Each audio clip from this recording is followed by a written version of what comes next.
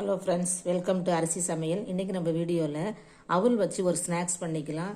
இப்போ evening time நான் இந்த கப்பால் 250 கப்பால் ஒரு கப்பு அவல் எடுத்திருக்கேன். இது தண்ணியில் 2 தடவை அலசிட்டு சும்மா தான் ஊற வைக்கல வச்சுருக்கேன். அது வரைக்கும் இந்த தேங்காய் ஒரு அரை கப்பு, அரை மூடி தேங்காயில் பாதி, நாட்டு சர்க்கரை, ஏலக்காய் பொடி, இட்லி மாவு கொஞ்சம் இதில் கலக்கிறதுக்கு மாவு பச்சரிசி மாவு அல்லது மைதா மாவை கலந்துக்கலாம்.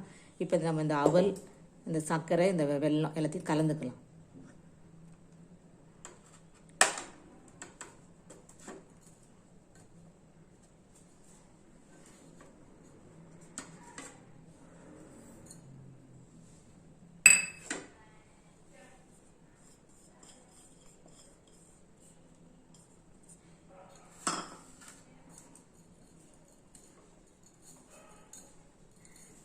நல்லா கலந்துக்கிட்டு உருண்டை பண்ணிக்கலாம். சின்ன சின்ன உருண்டையாக உருண்டை பண்ண பிறகு நம்ம இந்த மாவில் முக்கி நம்ம இதில் போட வேண்டியது தான்.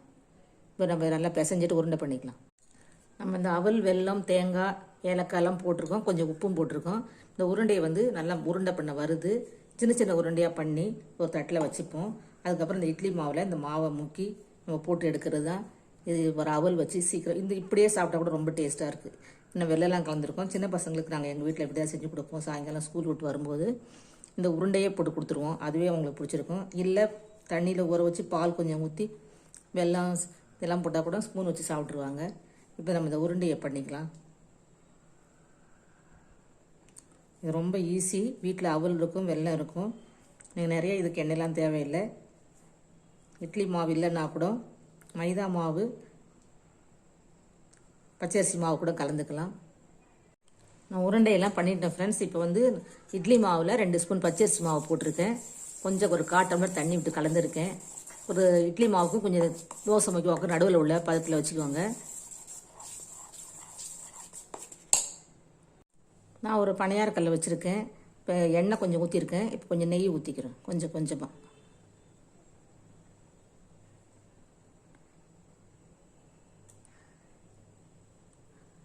ஒரு ஸ்பூன், பெரிய ஸ்பூனால் எடுத்து எல்லா இதுக்கும் ஊற்றிக்கிட்டேன்.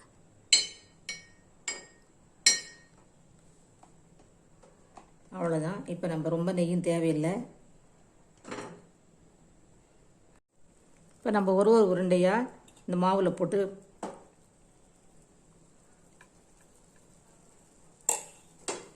இதே போல் எண்ணெய் ரொம்ப தேவையில்லை.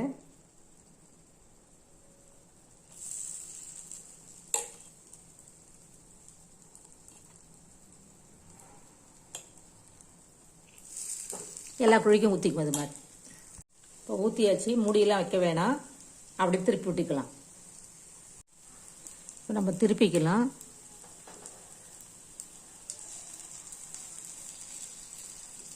நான் பச்சரிசி மாவு தான் கலந்தேன். நம்ம வெறும் இட்லி மாவு கூட ஃபுல்லாகவே போட்டுக்கலாம். ஸ்நாக்ஸ் இல்லாத காலத்தில் இந்த மாதிரி டைமில், மழை டைமில் இது மாதிரி பிள்ளைகளுக்கு செஞ்சு கொடுத்தா ரொம்ப விரும்பி சாப்பிடுவாங்க. வீட்டில் அவல் இருக்கும். இதே போல் நீங்களும் உங்கள் குழந்தைங்களுக்கு செஞ்சு கொடுங்க.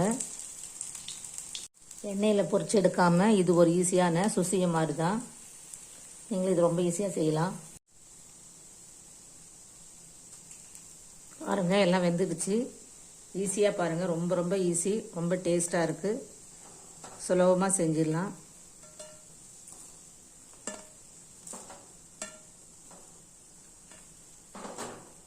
இப்போ நம்ம அடுத்தது செஞ்சுக்கலாம்.